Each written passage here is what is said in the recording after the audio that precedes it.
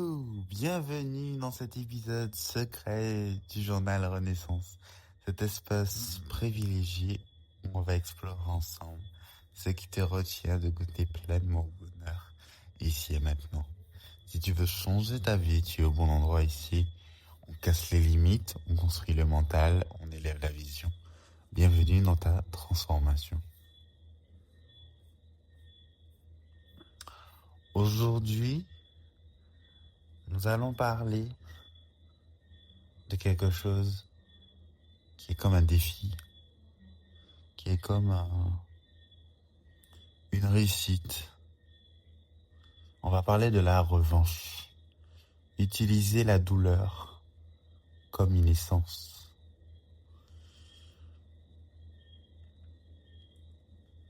Déjà, pour commencer, on va comprendre la douleur comme énergie.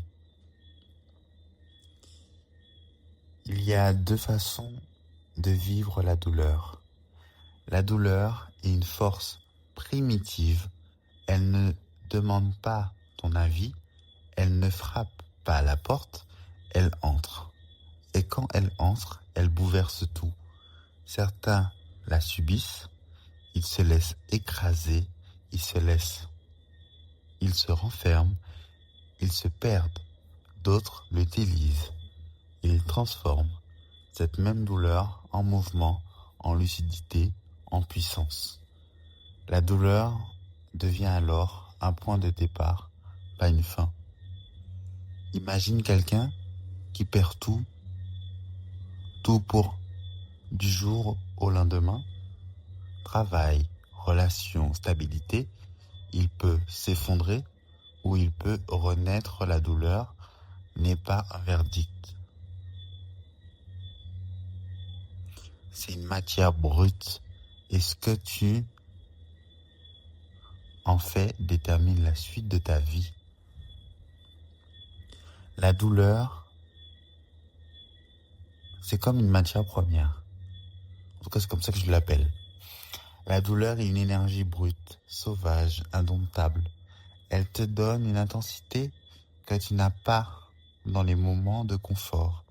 Quand tu souffres, tu ressens tout plus fort. La faim, la colère, la lucidité, la vérité. C'est comme si ton système nerveux s'ouvrait entièrement. Exemple, un athlète blessé revient souvent plus fort car la douleur lui a donné une fin nouvelle. La douleur est une matière première. Elle est peut-être sculptée, dirigée, transformée. Elle n'est pas là pour te punir, mais pour te révéler. Elle te donne accès à une version de toi que tu ne rencontres jamais dans le confort.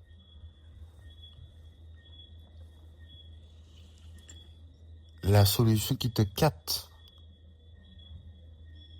ta pensée, c'est la douleur peut te détruire ou te construire. Deux personnes vivent la même souffrance, l'une s'écroule, l'autre se transcende. La différence n'est pas la douleur, mais la décision. La douleur est neutre, c'est toi qui lui donnes un sens.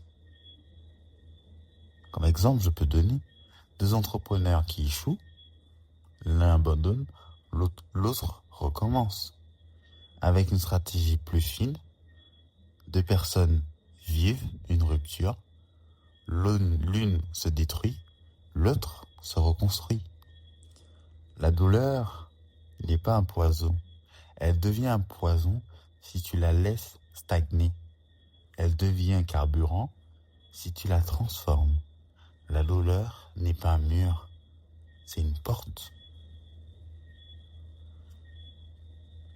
Mais la douleur peut devenir très révélateur. La douleur enlève les illusions. Elle arrache les masques, les excuses, les faux semblants. Quand tu souffres, tu ne peux plus mentir. Tu ne peux plus jouer un rôle. Tu ne peux plus te cacher derrière des distractions. Un exemple, quand tu perds quelqu'un, tu réalises immédiatement ce qui compte vraiment. Quand tu échoues, tu vois clairement ce que tu dois changer. La douleur relève tes priorités, tes valeurs, tes vérités. Elle te montre ce que tu dois laisser derrière toi. Elle te montre ce que tu dois reconstruire. Elle te montre ce que tu dois devenir. Mais la douleur, bien évidemment, c'est comme une lucidité aussi, quand bien même. La douleur te rend plus lucide. Elle te force à regarder la réalité en face. Elle te montre ce que tu voulais pas voir. La lucidité, c'est comme après une humiliation, tu comprends exactement ce que tu dois améliorer. Après une déception, tu vois clairement qui mérite ta présence.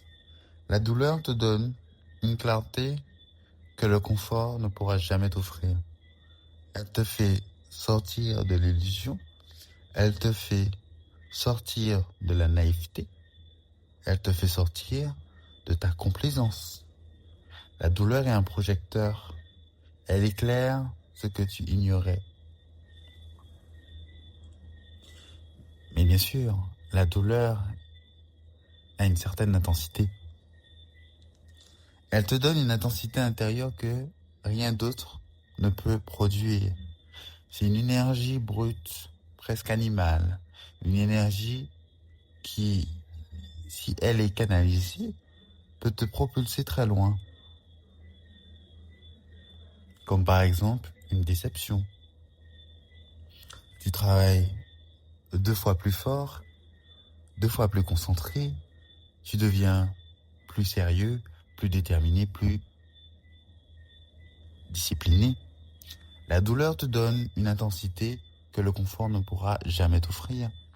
Elle te donne une force que tu ne soupçonnais pas.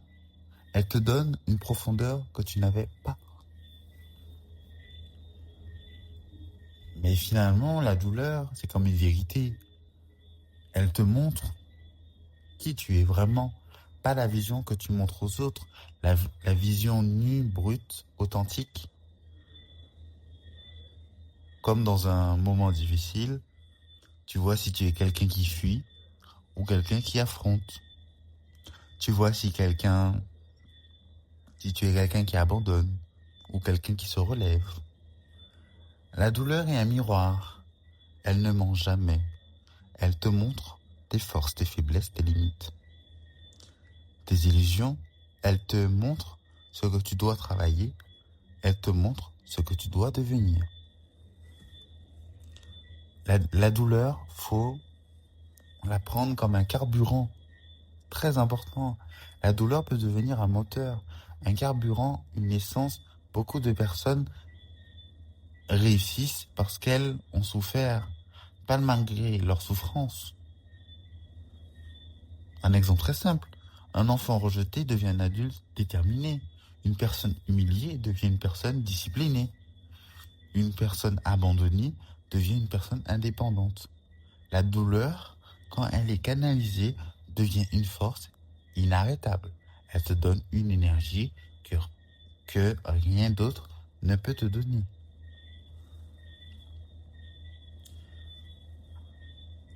Moi, il y a 3 douleurs qui forgent les plus forts.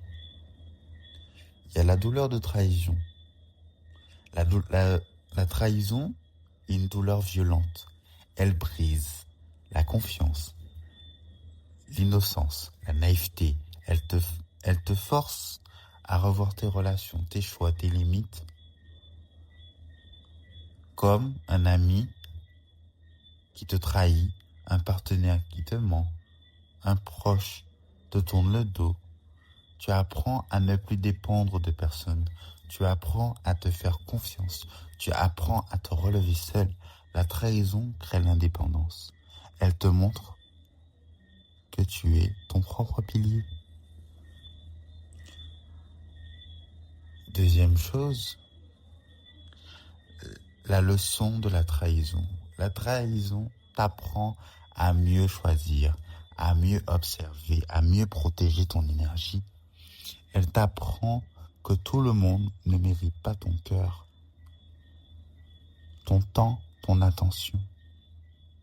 Après avoir été trahi, tu deviens plus sélectif, plus lucide. Tu ne demandes plus ton âme à n'importe qui. Tu apprends à reconnaître les intentions. Tu apprends à écouter ton intuition. La trahison t'éduque. Après, nous avons la douleur de l'échec. L'échec est une douleur silencieuse mais profonde.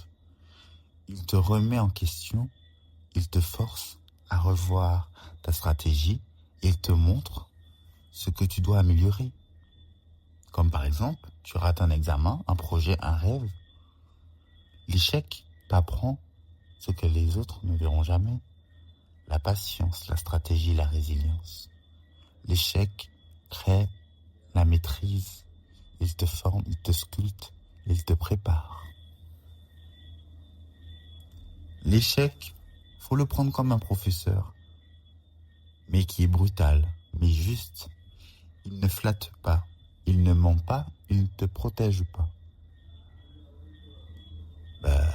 Ça arrive, comme exemple, tu échoues une fois, tu comprends ce qui y manque, tu échoues une deuxième fois, tu ajustes, tu échoues une troisième fois, tu deviens dangereux.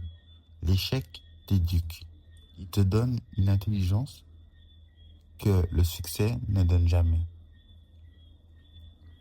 La solitude, la douleur, c'est aussi la solitude. La solitude est une douleur froide.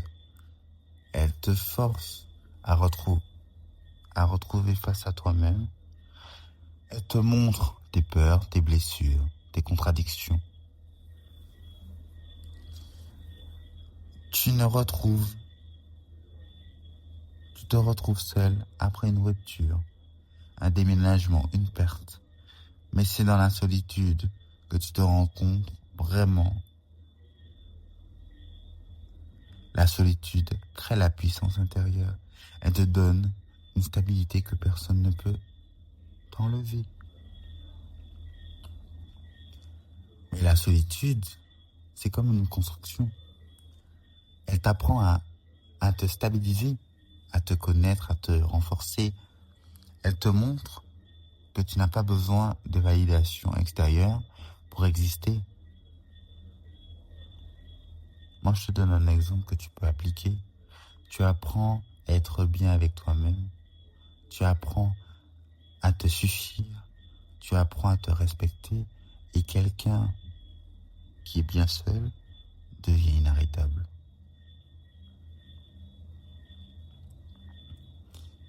Les douleurs qui te transforment. Ces trois douleurs, la trahison, l'échec, la solitude, sont les plus puissantes. Elles te brisent pour mieux te reconstruire.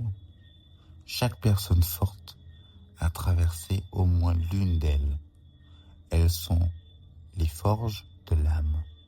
Elles sculptent ton caractère, elles construisent ta force. La douleur, c'est comme une initiation. La douleur est un rite de passage. Elle te fait passer d'une version de toi à une autre. Tu n'es plus la même personne après une grande souffrance. Tu deviens plus mature, tu deviens plus lucide, plus solide. La douleur t'initie à ta propre puissance. Mais tu vas me dire, mais pourquoi la douleur te donne une revanche intérieure? Déjà, la douleur, premièrement, te réveille. Quand tu souffres, tu ne dors plus mentalement. Tu deviens conscient, tu deviens lucide, tu deviens sérieux. Une rupture te force à revoir ta vie. Une humiliation te force à te relever. La douleur te réveille de ton confort. La douleur te rend sérieux, te fait arrêter de jouer, elle te fait arrêter de procrastiner, elle te fait arrêter de te mentir. Après un échec, tu deviens discipliné, tu arrêtes les excuses, tu passes à l'action. La douleur te rend adulte. La douleur te donne un pourquoi. Un pourquoi te rend dangereux. Il te donne une raison profonde d'avancer. Tu veux prouver à ton ancienne version que tu peux changer. Tu veux prouver à ta douleur qu'elle ne t'a pas détruit. La douleur te donne un moteur intérieur. La douleur te donne une direction. Elle te montre où aller. Elle te montre ce que tu dois quitter. Elle te montre ce que tu dois construire. Tu souffres dans un environnement toxique. Tu comprends ce que tu dois partir. La douleur est un GPS. La douleur te donne une rage constructive, pas une rage destructrice, une rage froide, une rage disciplinée. Tu n'écris pas, tu ne te plains pas. Tu construis, tu avances, tu te disciplines. La rage constructive est une énergie pure. La rage froide est stable, calme, contrôlée. Elle n'explose pas, elle avance. Tu travailles en silence, sans bruit, sans annonce. Tu deviens imprévisible, tu deviens dangereux. La rage silencieuse, c'est une rage intérieure. Elle ne cherche pas à impressionner, elle cherche à transformer. Tu ne dis rien, mais tu changes tout. Tu avances sans prévenir. Tu deviens une force tranquille. Une rage comme un carburant. Elle te donne une énergie que rien d'autre ne peut te donner. Tu te lèves même quand tu n'as plus de force. Tu construis même quand tu es seul. La rage constructive est une arme. Mais comment transformer la douleur en puissance? Mais déjà, premièrement, il faut accepter la douleur. Tu ne peux pas utiliser ce que tu refuses de regarder. L'acceptation n'est pas la faiblesse. C'est la première étape de la transformation. Tu reconnais ta blessure. Au lieu de la fuir, tu acceptes ce qui t'est arrivé et tu décides d'en faire quelque chose. Ensuite, il faut comprendre la douleur. Chaque douleur a un message. La trahison t'apprend la sélection. L'échec t'apprend la stratégie. La solitude t'apprend la stabilité. Tu te demandes, qu'est-ce que cette douleur essaie de m'apprendre? La douleur devient un professeur. Ensuite, il faut donner un sens à la douleur. Tu transformes la douleur en apprentissage. Tu lui donnes un essence. Tu te dis, cette douleur me prépare. Cette douleur me construit. Cette douleur me renforce. Le sens transforme la souffrance en énergie. Et bien évidemment, il faut transformer la douleur en objectif. C'est le but. La douleur devient une direction. Elle devient un but. Elle devient une mission. Tu veux devenir la version de ta douleur. T'as empêché d'être. Tu veux te venger de ta version blessée. La douleur devient un objectif. Transformer la douleur en discipline. Chaque fois que tu souffres, tu travailles, tu bouges, tu crées, tu avances. Tu vas t'entraîner après une déception. Tu écris après une humiliation. Tu construis après une trahison. La discipline transforme la douleur en puissance. Transformer une douleur en une identité. Tu n'es plus la personne blessée, tu es la personne qui s'est relevée. Tu changes ton histoire intérieure, tu changes ton rôle, tu changes ton identité, tu deviens la revanche.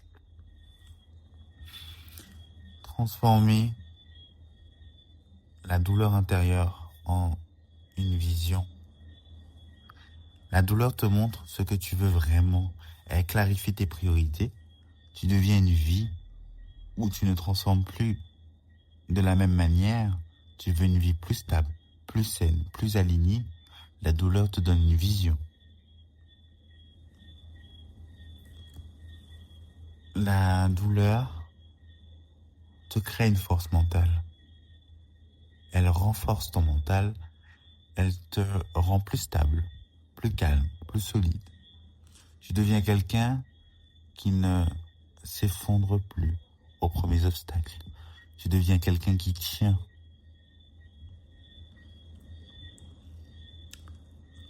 Il faut aussi transformer cette douleur en résilience.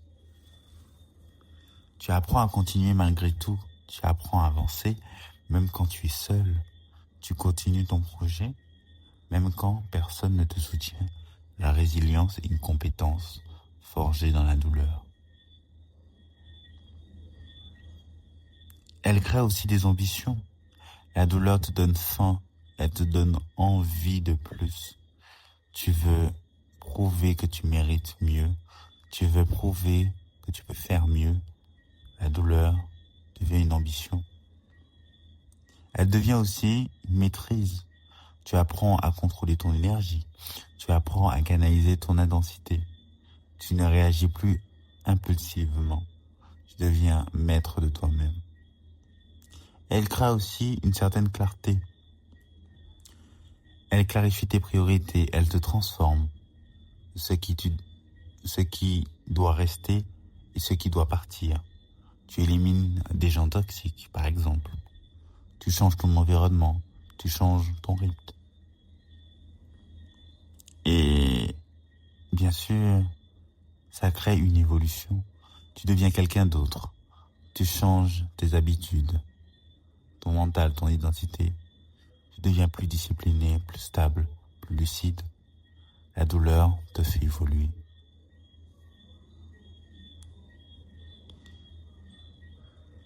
Et la douleur peut se transformer en silence. Tu ne parles plus, tu construis, tu avances. Tu travailles en secret. Tu prépares ta revanche dans l'ombre. Transformer la douleur en une revanche. Pas contre quelqu'un, contre ta version blessée. Tu deviens la version que ta douleur t'a empêché d'être. Tu deviens ta propre revanche.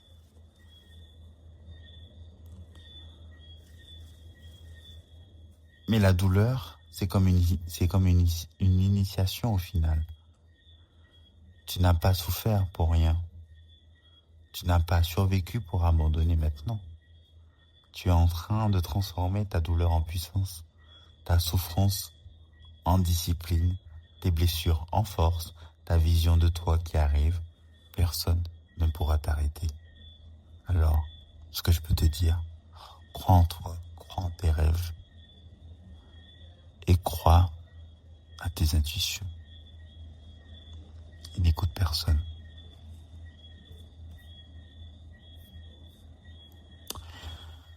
Malheureusement, on a déjà terminé. J'espère que ça t'a plu. Autant que moi, ça m'a plu. Et si ça vous a réellement plu, pensez à vous abonner à ce podcast.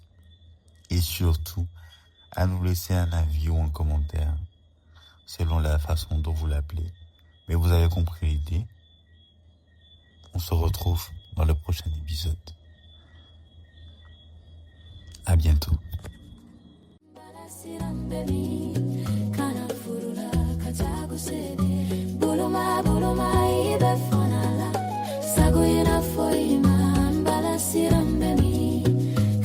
furula, katago se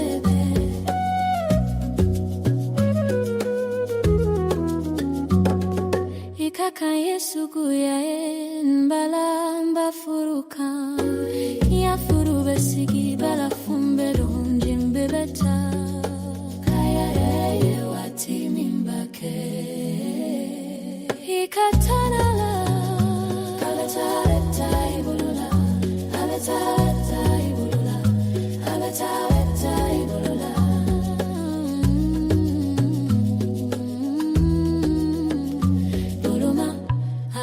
foima korabe siramba la fombere me mbataila mba foima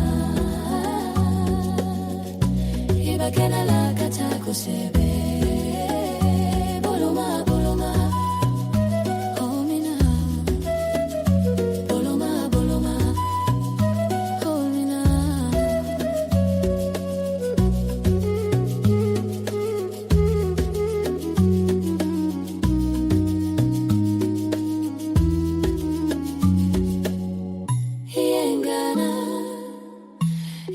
Fisa imbala ila keledon kanata ibolola katili filaka